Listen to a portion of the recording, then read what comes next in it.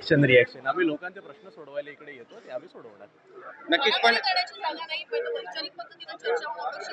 पण नाही बघा, आज शेवटी आम्ही विरोधी पक्षात आहोत. विरोधी पक्षाची संख्या जरी कमी असली तरी आमची अपेक्षा आहे की आम्ही ज्या लोकांचं प्रतिनिधित्व करतो त्यांचे प्रश्न सुद्धा आम्हाला सोडवता आले पाहिजेत. आणि आम्हाला हीच अपेक्षा आहे की बहुमताचं सरकार जरी असलं तरी ते विरोधी पक्षाच्या सगळ्या आमदारांचे जे काही विषय आहेत ते मार्गी लावतील, ही एक माफक अपेक्षा आहे. एमपीएससी परीक्षेमध्ये महिलांच्या प्रजनन क्षमतेबद्दल प्रश्न उपस्थित करण्यात आले.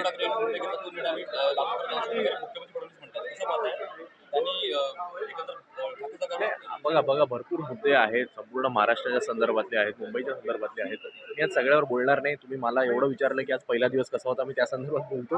आणि बाकी आमचे ते सगळे महत्त्वाचे निर्णय आहेत. मी काय पक्षाचा प्रवक्ता पण नाही आणि विधिमंडळाचा कुठला नेता वगैरे पण नाही. त्यामुळे आमचे विधिमंडळाचे तिन्ही पक्षातले गटनेते या संदर्भात बोलतो. थँक्यू.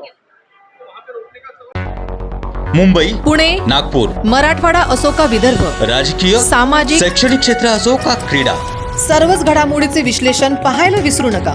फक्त देशोन्नती न्यूजवर.